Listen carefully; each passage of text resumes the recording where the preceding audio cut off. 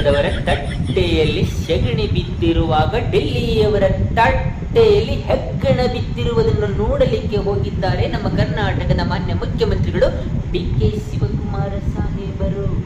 ಕರ್ನಾಟಕದಲ್ಲಿರುವ ಹಗರಣಗಳನ್ನ ನೆನೆಸಿಕೊಂಡರೆ ವಾಂತಿಯಾಗುತ್ತಿರುವಾಗ ಡೆಲ್ಲಿಗೆ ಹೋಗಿದ್ದೀರಿ ನೀವು ಶಾಂತಿಯ ಹೋರಾಟವನ್ನ ಮಾಡಲಿಕ್ಕೆ, ಪೀಸ್ಫುಲ್ ಹೋರಾಟವನ್ನ ಮಾಡಲಿಕ್ಕೆ, ಬೇಸ್ ಟು ಬೇಸ್ ಹೋರಾಟವನ್ನ ಮಾಡಲಿಕ್ಕೆ. ಅದು ಕಾಂಗ್ರೆಸ್ ಪಕ್ಷದವರು ಮಾಡಿದ ಹೋರಾಟವನ್ನಿಟ್ಟುಕೊಂಡು ಭಾಗ್ಯದ ಬಳೆಗಾರ ಹೋಗಿ ಬಾನನ ತವರಿಗೆ, ಭಾಗ್ಯದ ಬಳೆಗಾರ ಹೋಗಿ ಬಾನನ್ನ ಕೆಪಿಎಸ್ಸಿ ತವರಿಗೆ.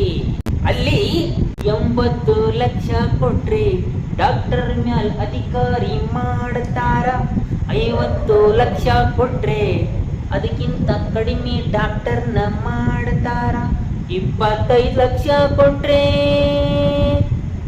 ಸಣ್ಣ ಹುದ್ದೆ ನೀಡ್ತಾರ. ಮಸ್ತೈತಿ ನನ್ನ ತವರೂರು, ಅದು ಕೆಪಿಎಸ್ಸಿ ತವರೂರು. ಅಲ್ಲಿ ಮಾಡಬಾರ್ದಂತ ಹಲ್ಕಟ್ಟು ಕೆಲಸ, ಜಗತ್ನಾಗ ಯಾರು ಮಾಡದಂತ ಹಲ್ಕಟ್ಟು ಕೆಲಸ ಅಲ್ಲಿಯೇ ನಡೆಯುತ್ತಾವೆ. ಮಾನ ಮರ್ಯಾದೆಯಂತೂ ಅಲ್ಲಿ ಕಾಣೋದೇ ಇಲ್ಲ. ಅಡ್ಡ ಹೊಲಸ ಏನದಾವು ಅಲ್ಲೇ ನೀ ನಡೆದ್ ಬಿಡ್ತಾವು. ಲಂಚ ಕೊಟ್ರೆ ಮಂಚ ಏರ್ತಾವು. ಮನುಷ್ಯರ ಡಾಕ್ಟರ್ ಹಾಕಿರ, ಲಂಚ ಕೊಟ್ಟು ಹೋಗಿರ ಹೋಗಿ.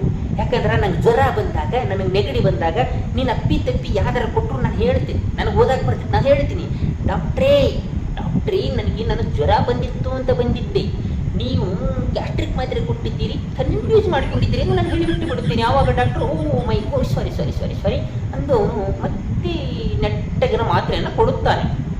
ಅದು ಬಾಯಿ ಇಲ್ಲದ ಪ್ರಾಣಿ, ಬಾಯಿ ಇಲ್ಲದ ಮೂಕ ಪ್ರಾಣಿ ಪಕ್ಷಿಗಳು. ನೀನು ತಪ್ಪಾಗಿ ಔಷಧವನ್ನು ಕೊಟ್ಟರೆ, ತಪ್ಪಾಗಿ ಇಂಜೆಕ್ಷನ್ ಮಾಡಿದರೆ ಯಾರಿಗೆ ಹೇಳಬೇಕು? ನಿನ್ನ ಹೆಂಡತಿಗೆ ಹೇಳ್ಬೇಕೇನೋ ಡಾಕ್ಟ್ರ? ನಿನ್ನ ಹೆಂಡತಿಗೆ ಹೇಳ್ಬೇಕೆ, ನಿನ್ನ ಮಕ್ಕಳಿಗೆ ಹೇಳ್ಬೇಕೆ? ನಿನ್ನ ಮಕ್ಕಳಿಗೆ, ನಿನ್ನ ಹೆಂಡತಿಗೆ ಲಂಚ ಕೊಟ್ಟು ಮೂಕ ಪ್ರಾಣಿ ಪಕ್ಷಿಗಳ ಕೆಲಸವನ್ನ ಮಾಡಲಿಕ್ಕೆ ಲಂಚ ಕೊಟ್ಟು ಹೋದ ಡಾಕ್ಟ್ರೇ ನಿನಗೆ ಹೇಳ್ತಾ ಇದ್ದೀನಿ, ನಿನ್ನ ಮಾರಿಗೆ, ನಿನ್ನ ಮಸಟಿಗೆ, ನಿನ್ನ ಬೆಂಕಿ ಹತ್ತಿ ಹೋಗ, ನಿನ್ನ ಕೇಳ್ತಾ ಇದ್ದೀನೋ. ಏನಾದರೂ ಹೆಚ್ಚು ಕಡಿಮೆ ಔಷಧ ಕೊಟ್ಟರೆ ಯಾರಿಗೆ ಹೇಳಬೇಕು? ಪಾಪ ಮೂಕ ಪ್ರಾಣಿ ಪಕ್ಷಿಗಳು. ನೀನೇನಾದರೂ ಹೆಚ್ಚು ಕಡಿಮೆ ಔಷಧ ಕೊಟ್ಟರೆ ಸಂಕಟ.